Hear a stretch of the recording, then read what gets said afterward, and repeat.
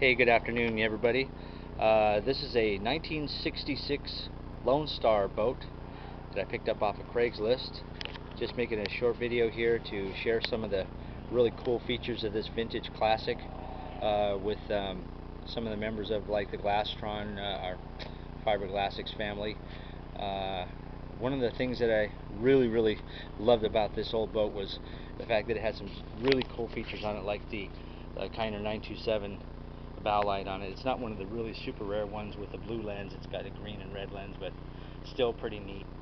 The bow cleat has a cool little feature right there. Unfortunately, the previous owner let this sit out in the sun for way too long, and it's obviously done some pretty serious damage, but that's repairable. I'll re-gel coat that. Moving down to the hull, I really like the deep V, the channels of this of the hull, very reminiscent of the old PT boats from the Second World War. Another cool thing about this vintage trailer, it's an old traveler trailer. It's got a catwalk on it. That makes it really simple to get from the back of your truck along the side of the boat and then up and over.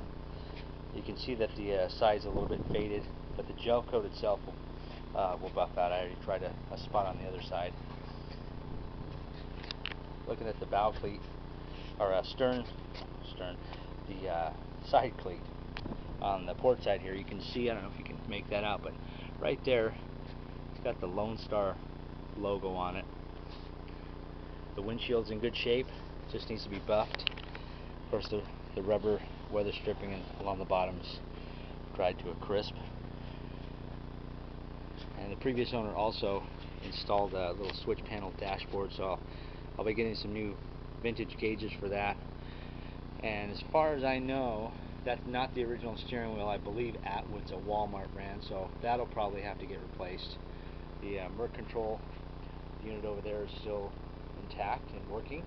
The seats are pretty good as far as the vinyl part goes, the seats themselves, but unfortunately the sun and time has taken its toll on the tops because the owner left it uncovered. Moving along to the side here, you can see it's gone kind of pinkish, but the Lone Star emblems are still in good shape, and they can be shined up. And around to the back, it's got the original Mercruiser small Sterndrive, which, if you notice right here, instead of a pair of hydraulic rams, there's a cable right there, and that's because it's hand operated. And my trusty assistant is going to demonstrate that by cranking that handle, which goes through a little slot in the engine cover there. You can see how the Sterndrive is lowering right there. And then if he cranks it back the other way, you see it go up. So that's a pretty cool feature.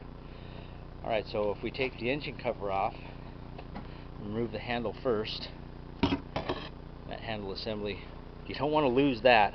I had a friend ask me the other day, hey, what happens if you drop that overboard? Well, I guess you're screwed, because I doubt whether you're going to find one of those these days.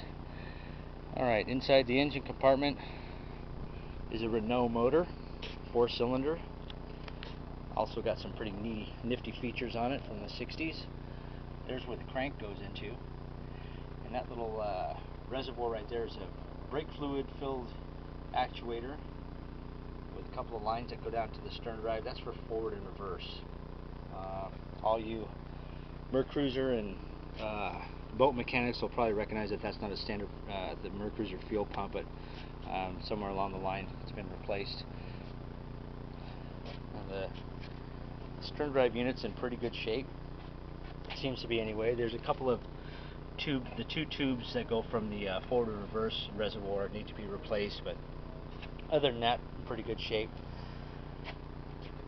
The blower motors are still inside. This one on the one side is anyway. Stern light still intact, although the glass is missing, but that still works. Tighten that down. Got a pretty neat shape to the engine cover. It's faded, but that'll buff out too. But I'll probably end up repainting the whole top portion and buffing out the lower part of the hull, because as you can see right here, I buffed out a little spot, and there I am. looking at you right there in the reflection of the side of the boat. So that's very savable. And the trailer obviously is going to have to be sandblasted and powder coated, but I think overall this should make a pretty cool project. And I'd welcome any input from fellow classic boat owners or anybody that is familiar with the manually lowered type stern drives from this era to give me any helpful advice, or email me through YouTube, and let's chat. Thanks for watching.